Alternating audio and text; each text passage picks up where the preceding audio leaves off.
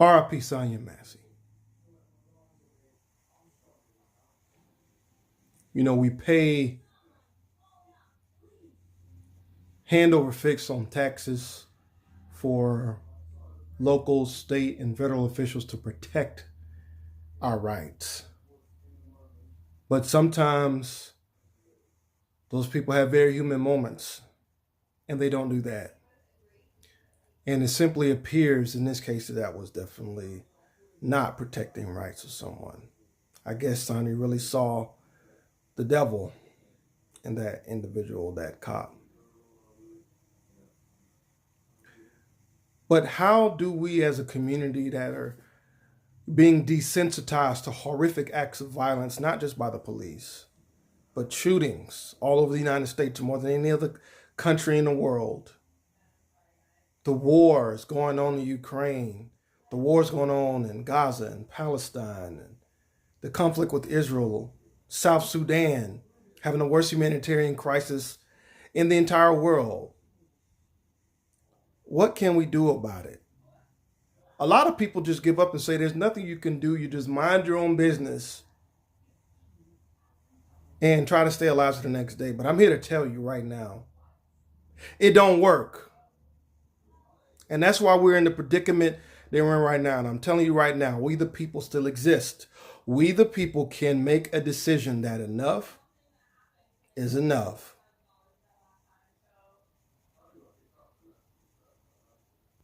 You want a revolution? Start one. It starts with your vote.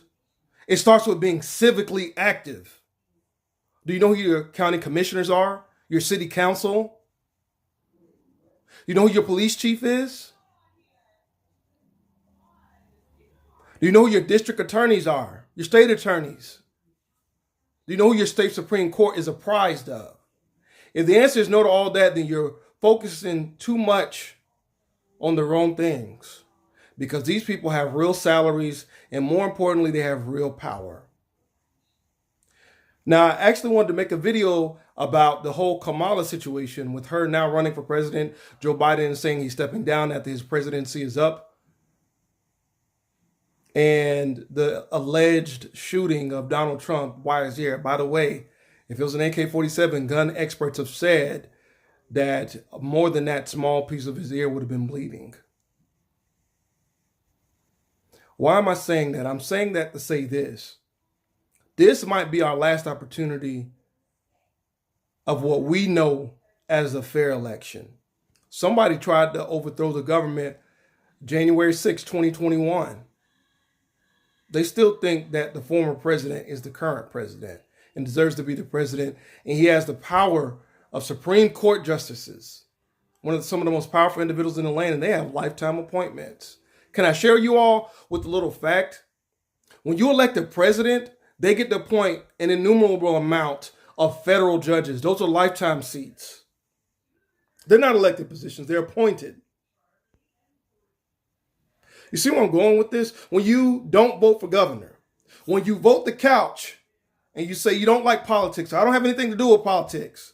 When you vote the couch, they pack the bench. Shout out to the Defiant Lauders attorney Augustus Corbett on YouTube. You see what's happening here? We're paying attention to all the wrong things.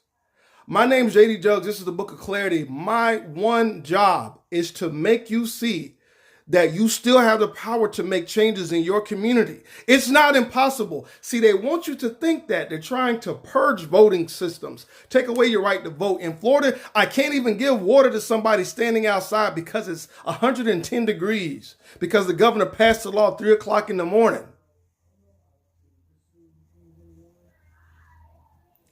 We still have an opportunity to make things right. Did I say everything was going to be perfect? I never said that. It's always going to be a work in progress. There's always going to be good versus evil, God versus Satan, the people that act like the former president versus upstanding citizens. Is this what y'all want? This ain't what I want. See, I'm going to fight back. I don't want qualified immunity for police officers. That's not how I want my tax money spent. My property tax is spent. My sales tax spent. My income tax spent. That's our money. How much money will we actually have? Many of us would actually be able to pay all of our bills every month without a problem if we had some of that tax money back. But since we don't, we know it's supposed to be going to a good cause, infrastructure, close up the potholes, education system, public defenders, and so on and so forth. Some things I want to touch on. Is Kamala qualified? Yes. She's a former prosecutor, former attorney general. She's a former senator of the United States of America, one of a very short list of black women to become senator at the federal level. And the current Madam Vice President. She's qualified.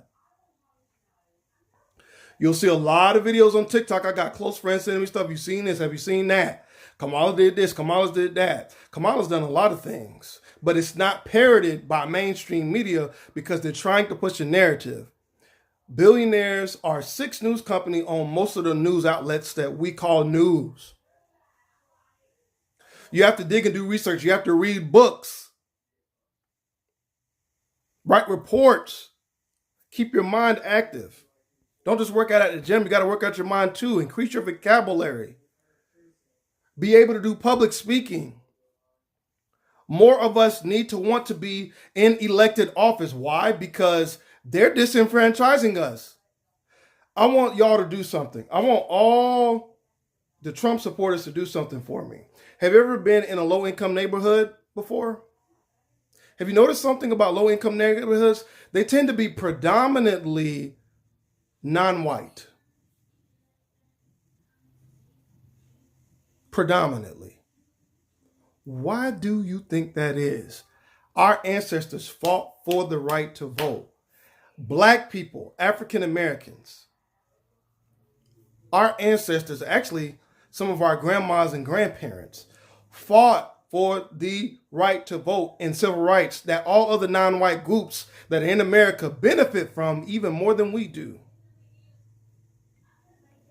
There is power in our voice. Kamala Harris has raised over $100 million since she has been named as a front runner for the Democratic ticket to become the potential president of the United States. You know what that is? A lot of that is black fraternities and sororities galvanizing, organizing those individuals in their communities to make sure she gets in office. And there's only 3 months left to the election, so much so that there's whisperings on social media that former President Donald J. Trump is having heart palpitations because he didn't plan on running against Kamala. Did I say Kamala's perfect? She's not. She's far from that. But I don't want her to be perfect the same way I don't expect my close friends to expect me to be perfect. I expect her to do her job and to do it correctly. I expect her to uphold the rule of law, and I expect her to do a soft transition of power when her time is up. Whether that's 1 term or 2 terms, it doesn't matter. So you don't like the police shootings, you don't like the rent, you don't like all the things that are going on in your life. Everything is affected by politics. I always say this, and I'm going to say it again because of how important it is. You're born, you need a birth certificate, that's the government. Going to school set up by somebody that's a school official, that's an elected position, government. The potholes 2 feet deep, government.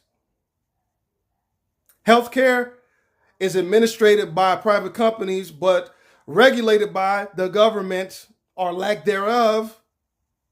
Everything in your life, from the clothes you have on that were made in China, that were paid tariffs to sell it to you at a high profit, it's regulated by the government. So if you let a precious few people make all the decisions and hold all the wealth, then you will no longer live in a democracy. I want somebody who respects the rule of law and will hold people unjust accountable. I think Kamala Harris can do that specific job.